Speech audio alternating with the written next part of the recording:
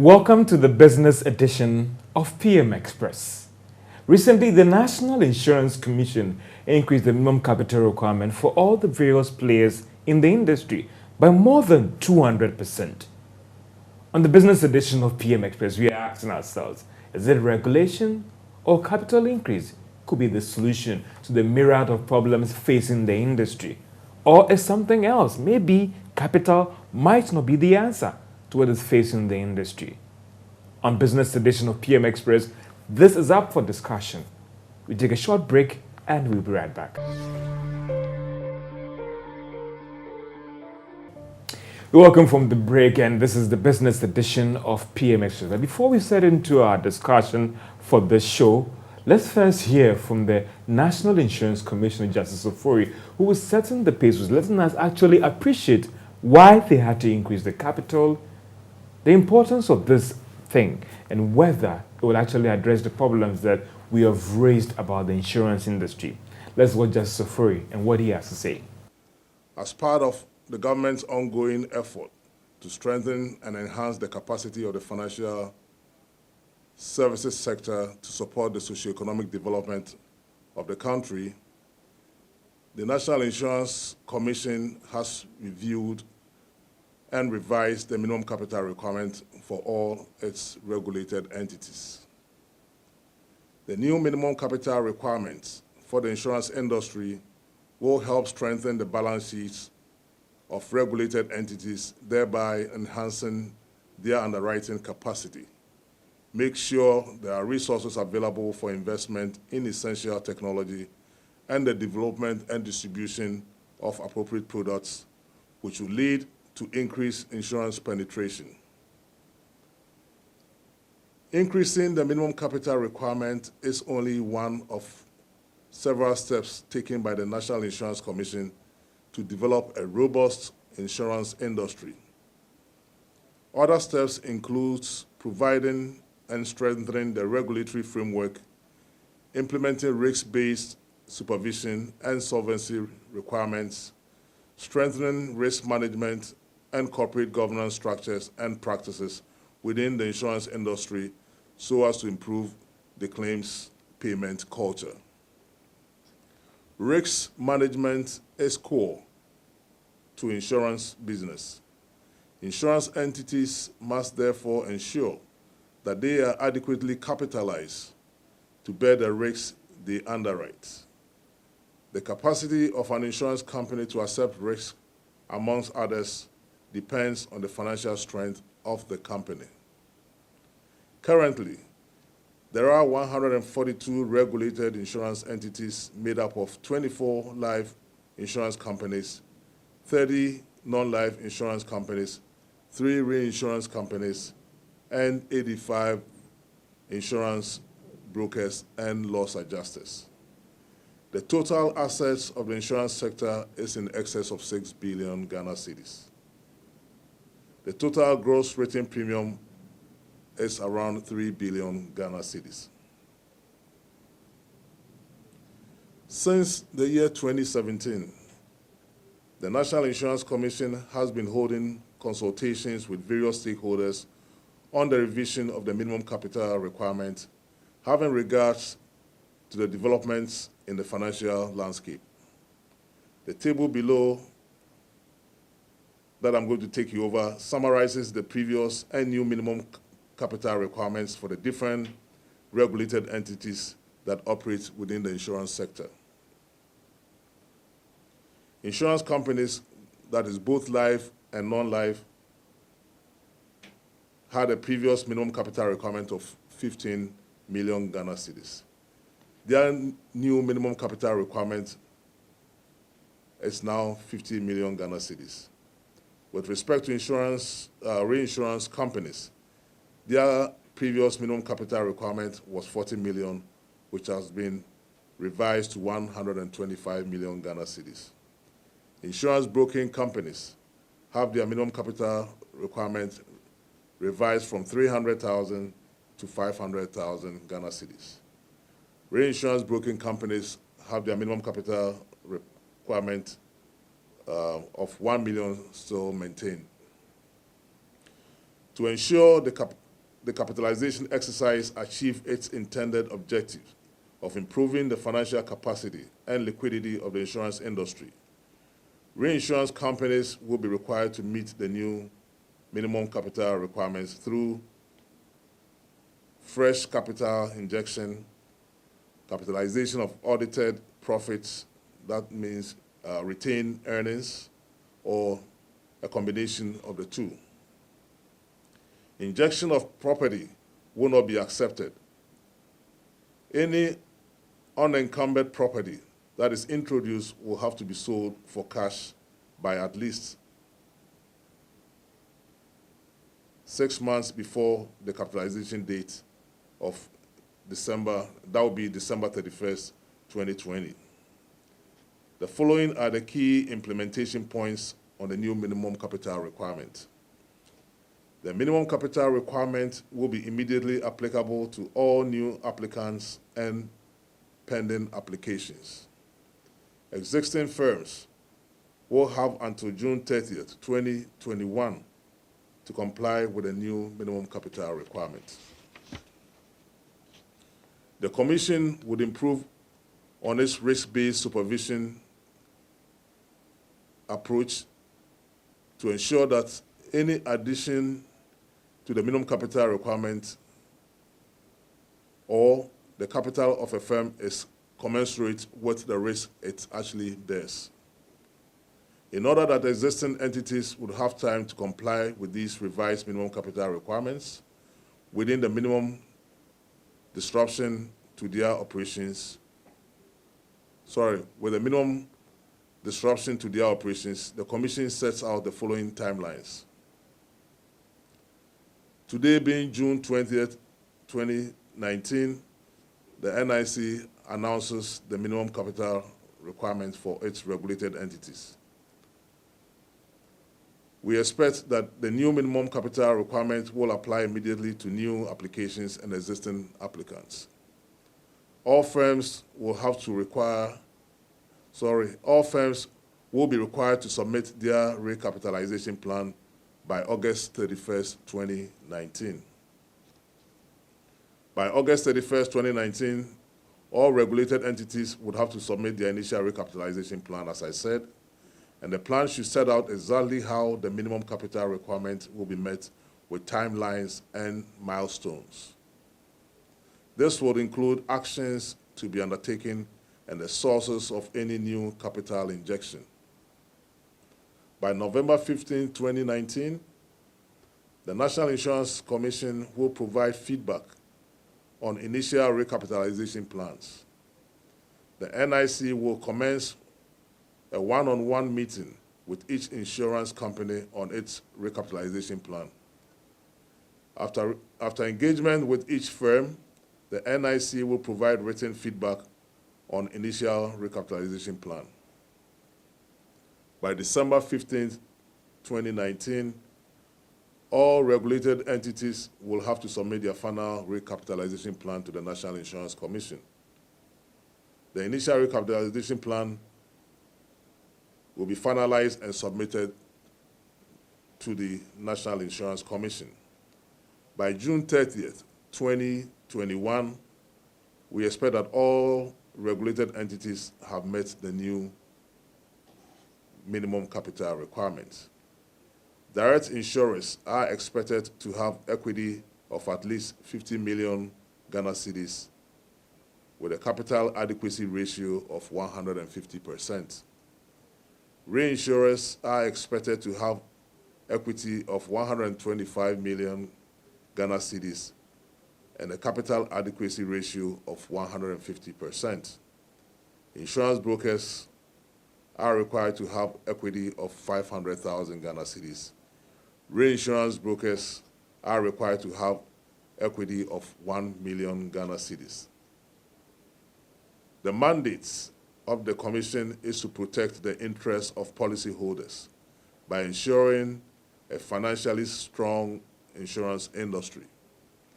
The new minimum capital requirement is one of the initiatives the Commission is taking to achieve this.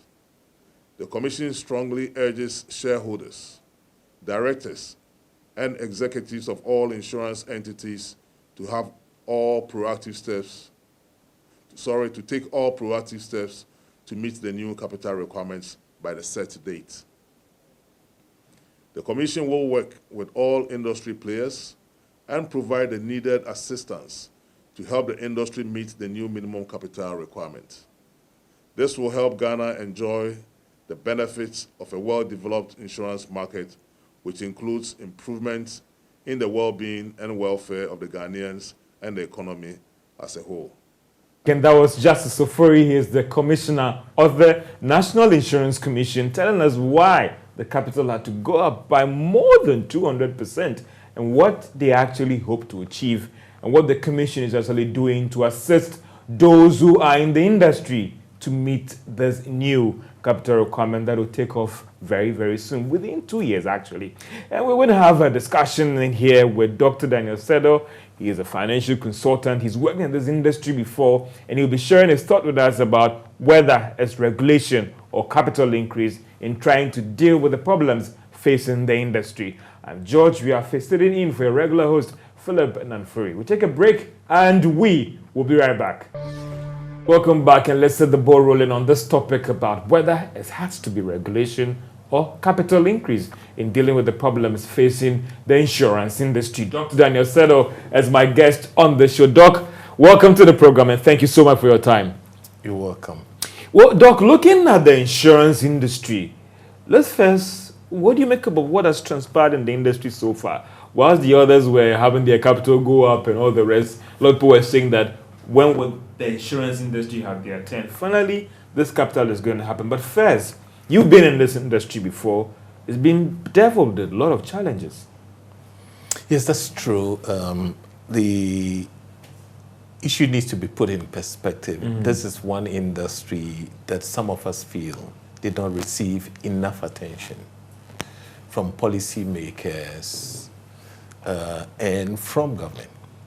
And if you look at the financial services, the base of it is insurance and pension. So for you to grow your financial services and let it function the way it should, you must pay initial attention to insurance and pension. So this industry very often lags behind. So that is a fundamental issue that going forward we need to give attention to. But it's good that we've come to this point where we are talking about recapitalization. There's a need for it because, I mean, the banks, the insurance, pension, asset management, there's a link between all these things. So once there's something happening on one side, there's a need to respond appropriately. Doc, hasn't it taken too long, I mean, for this to happen? And even with this announcement, you're talking about the fact that it would happen in the next 2 years. I mean, for you, what do you make of this capital increase, Doc? No, we will say better late than never. Yes, there's an issue about depreciation or devaluation of the currency over time. So the 50 million being asked, when we get to 2021, you see that effectively it's no longer 50 million. But it's also give opportunity for people to reorganize themselves. Now, we need to appreciate the fact that you're asking shareholders to bring money. Now, the commission, that is a regulator, made provision that if you have some surplus on your account, you can transfer that to capital. So the question we need to ask ourselves is how many of the companies have enough surplus on their balance sheet to move to capital? If you have that surplus, it means over the years you have been very profitable.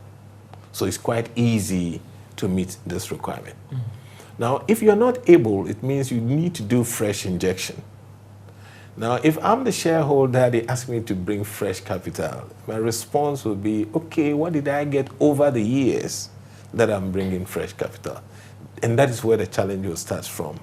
And that is where the engagement will require time, because regulator says, this is minimum capital, you don't have it. Probably you want to syndicate, you want to get new investors, due diligence, all kinds of things will happen. Probably that is why he's giving them the 2 years to organize themselves to meet the requirements. But Doc, you yourself have raised the question about the fact that if, for instance, we're pegging the capital increase at a certain dollar rate, 2 years' time, the value might have depreciated. Should we have looked at a higher figure than the 50 million Ghana cedis? No, I wouldn't even talk about a higher figure. Why? You must understand how insurance works. It's not really about a certain high level of capital. You can introduce 100 million. If you can't generate the business, you're just wasting money. Now, let's remember capital has alternative use. 50 million, I buy treasury bills. Over 1 year, probably I should get about 7 million without sweating. But I put it in an insurance company. There's no guarantee that I'll get that 7 million at the end of the year. So there is an issue for shareholders to look at critically. What we should be thinking of is how do we increase the size of this market? That there is a lot of activities in the economy that the insurance company can insure and be profitable. Insurance is about pulling of risk, so you must get the volumes on your books. But we have too many insurance companies going after the same business, and in an attempt to win the business, we are using price to compete. That also means we are overlooking the risk. Cost is, greater part of the cost in the industry is fixed. So it doesn't make it profitable. And for me, I think that is the conversation we should be having, that how many insurance entities should we have in our limited Do you economy? think that there should be a cap? Now, if you engage regulators generally in this country, they will tell you this is what the law prescribes once you meet it. But I beg to differ. Because the limiting factor is the economy. Economy can take only so much. And people must invest in this industry to get some returns for themselves. And if the market is so fragmented, there's no way they'll be making profit. Now, if you take the numbers and study them critically, you've seen foreign investors even in here. Some of them have adopted a loss leader strategy. They are bleeding. The capital they brought in, they are recording losses. Now they have to bring in fresh capital. So there is a challenge about the way we've structured ourselves as an industry, which makes everything fragmented and makes it unprofitable. As part of our discussions, we're looking at the bit about whether it's regulation or it's capital increase. But on the argument about the cap or whether we should cap, Yes. one would say that then the buck stops with the regulator in terms of ensuring that we need X number of companies within the system rather than trying to use a capital as a tool to check the number of insurance companies that we have. Yes, I said at the beginning that this industry did not receive enough attention from policymakers. I believe that at policy level, probably at the ministry level, there should be this conversation about this is the size of our economy. How many insurance companies should we have and maintain a certain quality? So they assume risk, quality risk, they pay claims. Everybody gets to know that insurance works. Everybody is willing to insure. So if there are new investors, then they must be entering into the existing companies. Not every day somebody brings an application, issue a license. Issue a license to come and do what? To come and compete on what basis? Price. And everything has a price. Once you go below the price, you create problem. And this is about risk management. If you're managing risk and you are using price to compete, your business will not do well. Do you think that, or do you believe that we should use this new minimum capital requirement to again check the number of insurance companies that are within the system? It's been announced. People would have to comply.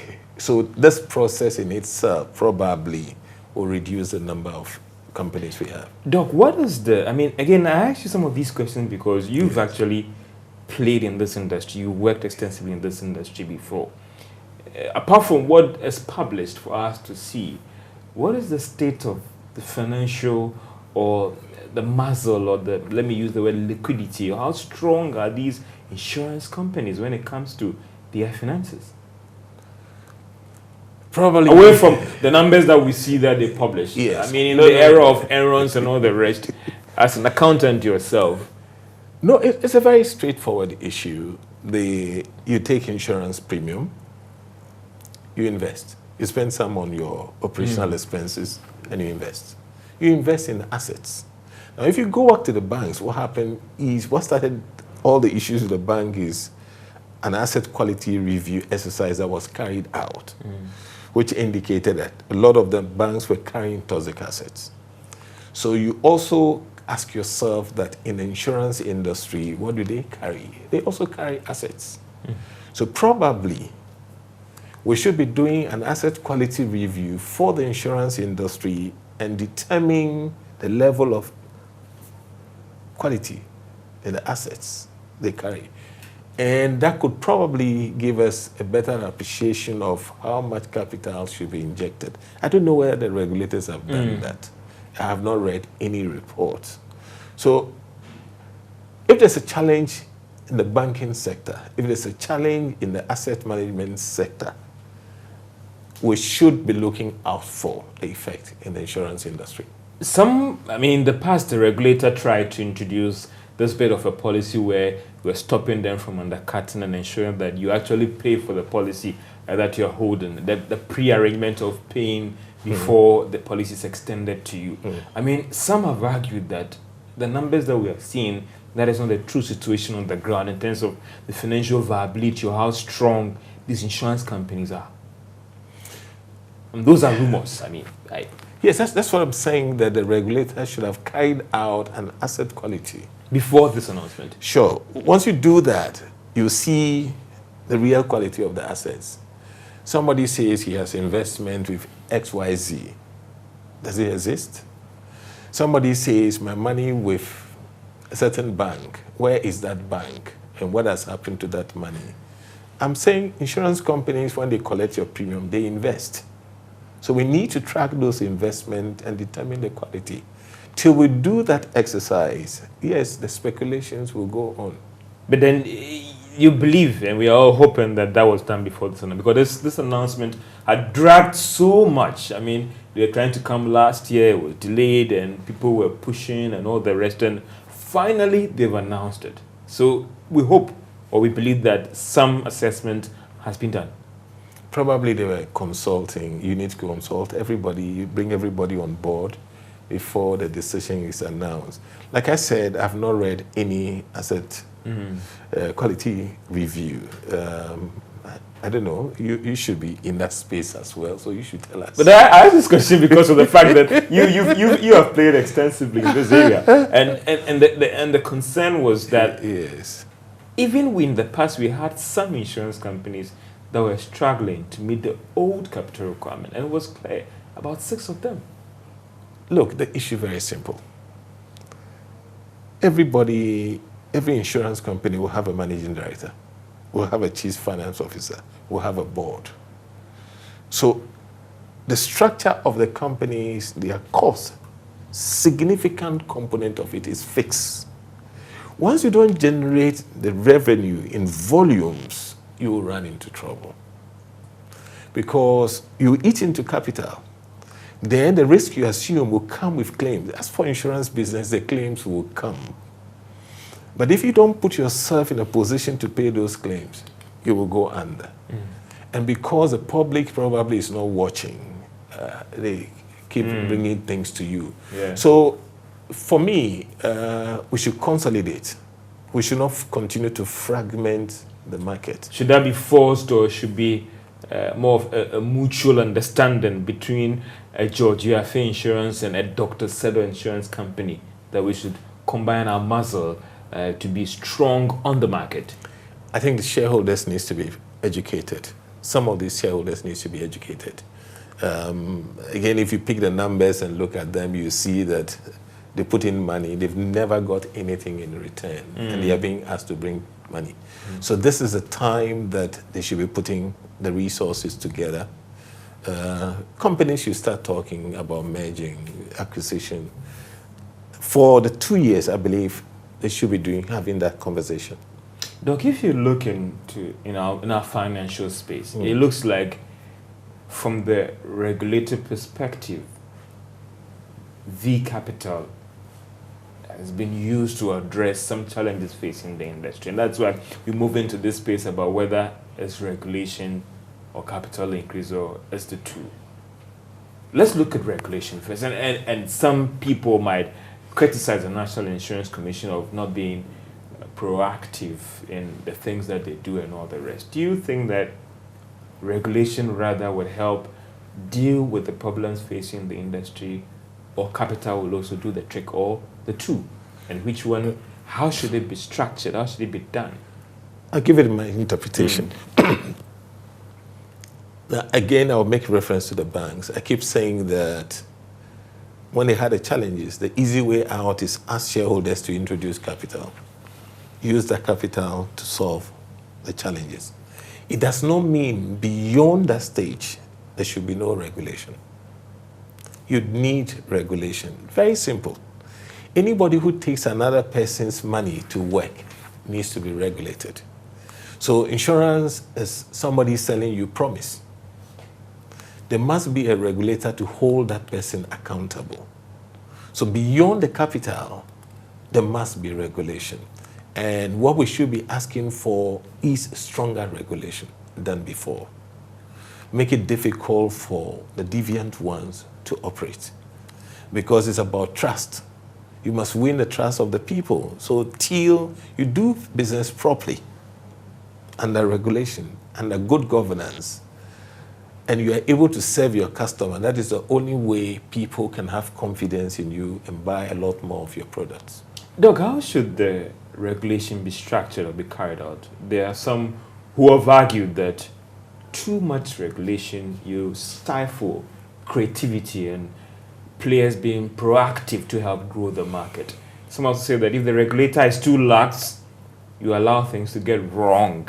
And just like what happened in the banking sector, the regulator is now trying to claim the space. How should a well-regulated insurance sector be carried out so that at the end of the day, the policyholders are protected and the players also are up on their feet doing the right thing, the economy grows, and you and I, we benefit? Yes. The best of regulation is self-regulation. So the people who do self-regulation are people who are disciplined. So the question to ask is, if you look at our environment, are we that disciplined to do the right thing and say, let's have self-regulation? I do not think so. Why? That is who we are. That is who we And are. the laws that stringent. And I go through the Banking Act. I go through some of these laws regulating the financial space. And I ask myself, even issues carrying liquidity and all those things. And it's like, the laws are there.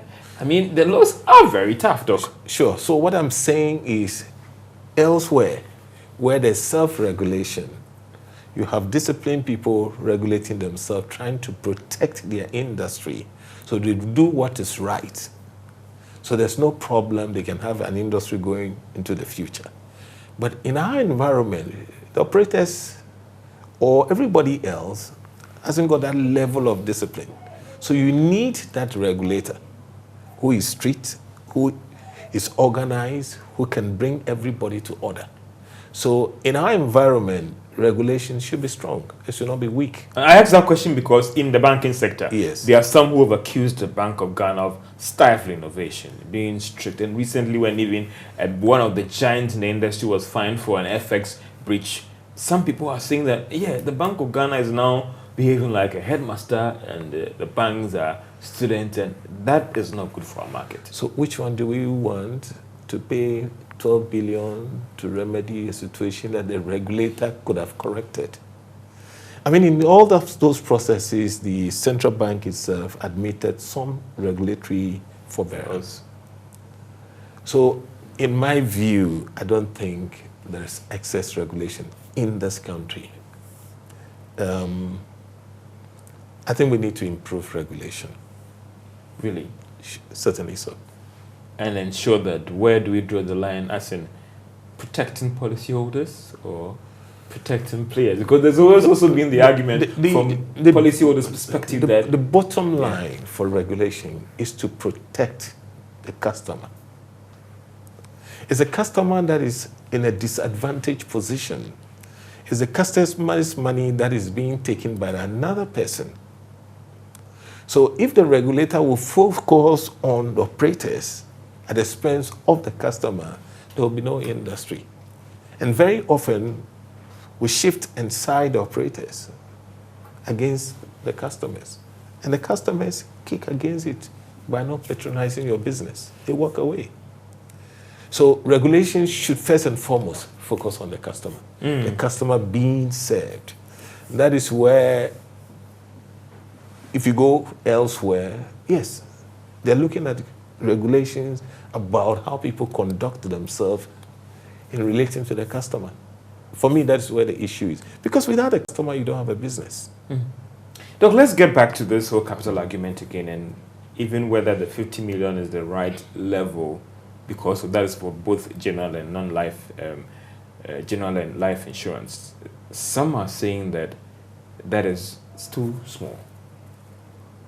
Too small for what? For those who are in that, we need a higher capital, because a typical example is even with the insuring the oil business, and still through GOGEP or through the syndication, we are still doing less than 2%. That's time to be corrected.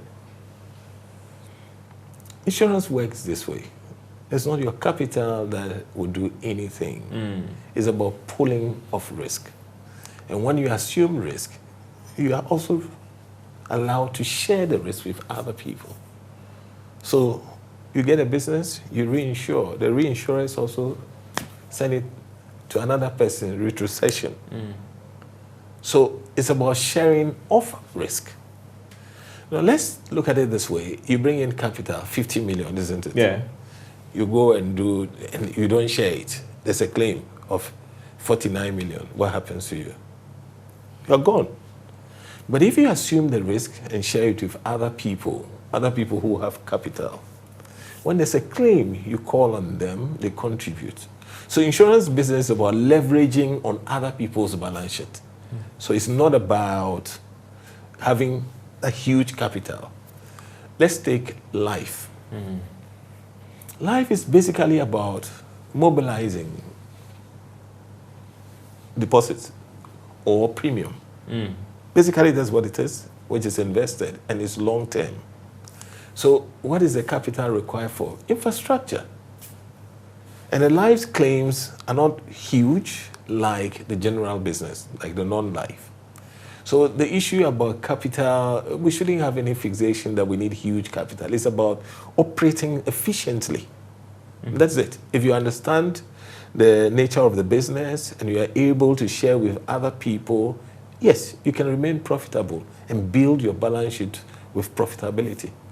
So it's not about necessarily bringing huge capital. I said earlier on, people brought in capital. They never got dividend. Some have run 5 years, 7 years. Capital whittled down because the companies were making losses. Now you say, bring additional capital. Will they? Doc, if you look at the GDP, let's suppose that the economy is quite big. Is it that these companies are not doing their projections, extrapolations, and forensic, you may use that in quote, in testing the pulse of the market before they come, or they are all consumed by corporate clients and the little corporate profits that they are making or revenue that they are making too? Because there are some who believe that the economy is big to accommodate more insurance firms. There's some also saying the economy is not that big. Is it that the players themselves are not being proactive and more aggressive to explore new areas? That is why it appears that the share of the revenue of the pie is so small that we are not making good returns on our investments?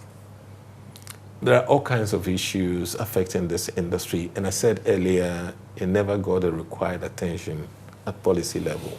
So that is one thing. We never spent time to develop it like we did in the banking sector. And we as a people are not insuring people. I tried to do my little research. And when I asked a managing director of an insurance company, who is your competitor? He gave me an interesting answer. He said, God. And I said, why? He said, people go to church and pray that an insurable event should not happen, so they don't buy insurance. I believe I went to school to a reasonable level. One of my classmates was driving VW Touareg. And I said, guy, can we insure this? He says, no, he's gone to church and he paid tithes and asked God to protect the vehicle. That is an educated person, and that is who we are. So what is available to be insured is relatively small.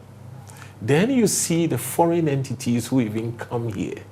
They have their own arrangement of taking a lot of the insurance business outside. So we have a problem.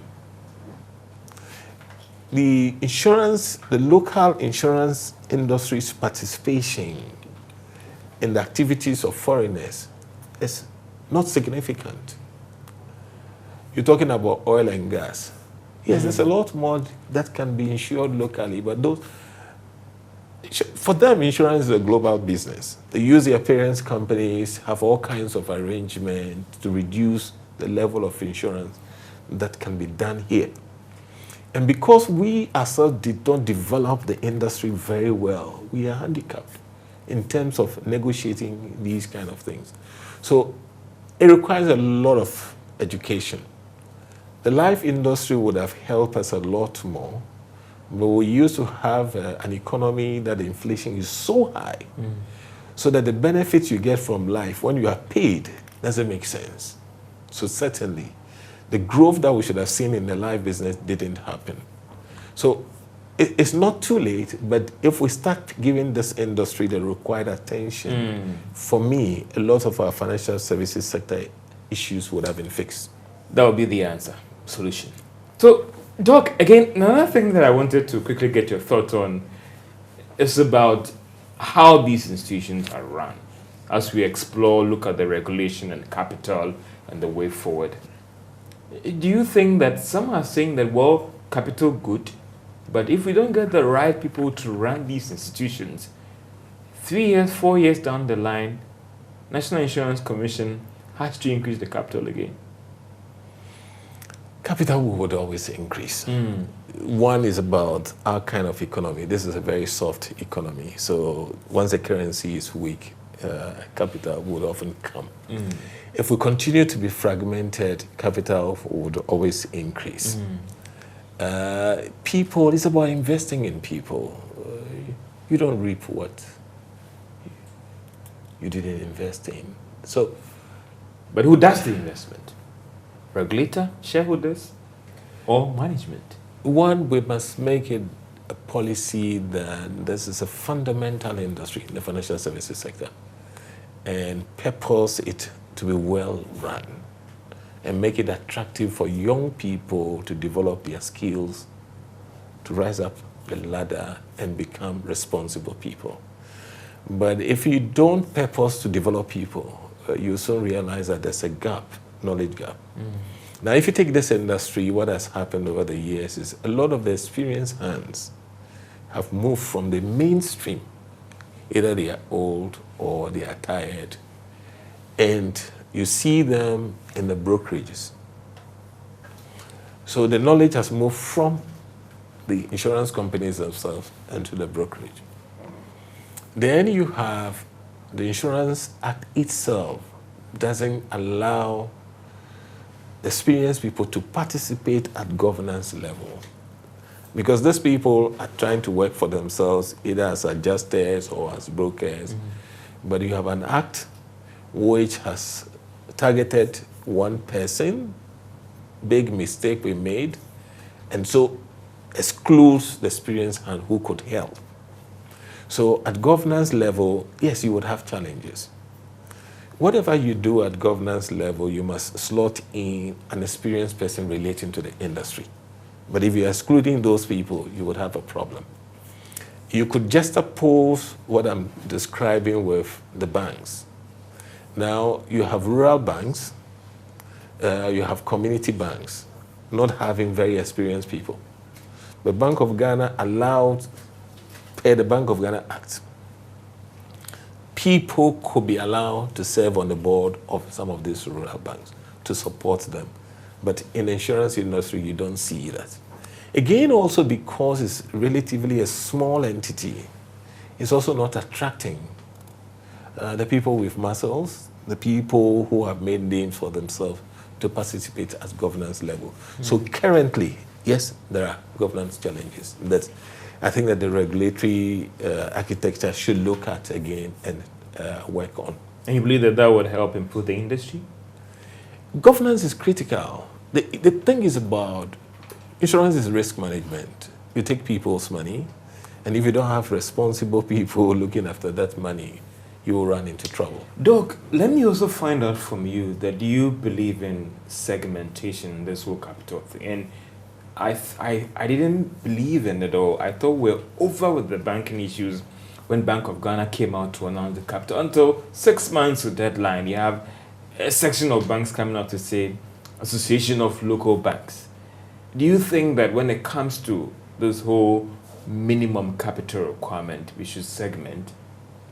Or listen, when an insurance company comes to me, George Yafe, you don't say, I'm an insurance company, so I can give you X policy with the benefits, and a foreign company comes to me, I can give you. I mean, should it be the same for everyone, or we should look at ways that we can protect our own and ensure that the capital stays within this country? The protection of our own hasn't got anything to do with capital. You don't think that we should segment for local insurance firms? Except they've segmented policies or they're doing something different. But if they are in the open, doing what anybody else would do, and there's a minimum capital, I think they should comply with. Again, it's because they are very small. That's where the problem is. They started small capital, couldn't generate the business. The cost is very high. So they've lost money. This is the time shareholders should be rethinking their position and say, come on, let's merge. Let this one acquire this. Form strong entities. How many insurance companies do we have in Ghana? Most of them are local entities anyway. So if they merge, and we even have 4 strong local entities, they will do very well. You think that will be the best way out for the local firms who've lobbied in the past before this announcement was made, and they are still pushing for that? You need volumes, and for you to get the volumes, you need to come together. Look, it's not like there's business sitting out there waiting for you. When you have 100 million capital, then you will get it. There is nothing like that. Doc, let's look at the policyholders. Yes. Should I be excited by this, or it's going to be business as usual? For the policyholder, your concern is that entity, that insurance company, is being run properly. The premium you've paid is put to good use, it's invested, it can be realized, and when your claim comes, they can pick the check and give you. That should be your concern. Once the company is being run properly, you are good. You could even use 5 million to run an insurance company. Yes. Very simple. I'm saying that when you get a business, you share it with other people. There are other companies in this country today. They understand risk. When they assume risk, they share it. Now, if you're an insurance company, George Biafi brings his motor vehicle, pays you premium. Yes, you reinsure it. When you reinsure, you, the insurance company, you earn commission. So you've reduced your risk, you've got commission, and if there's claim, you fall on the reinsurance company to support you, to pay George Biafi. As simple as that. So, Doc, as you round up on this discussion in just a few minutes or seconds, I mean, for you, do you believe that we should marry the two, regulation and capital, and that would address, as well as governance, maybe, the sector problems? Capital is just the minimum. Governance, critical. And on top of governance should be regulation. And regulation of conduct. And that is what will do the trick for us. That is what I've said over and over. We don't need fragmented market. If we are able to consolidate with secured capital, governance, meaning it's well run, regulation, serious one, we would do well. Dr. Daniel Sedo is a financial consultant. He's had a lot of experience in the insurance industry. As we bring the curtain down on the business edition of PM Express, as we looked at regulation, capital increase, what are the solutions, or how do we deal with the problems facing the insurance industry? I believe that you've been educated, and I know the debate will still go on in your offices and even at your homes, whether the capital increase is the answer to the problem facing the industry, or its regulation and its governance. My name is George Yafe. I sat in for your regular host, Philip Danfree, and enjoy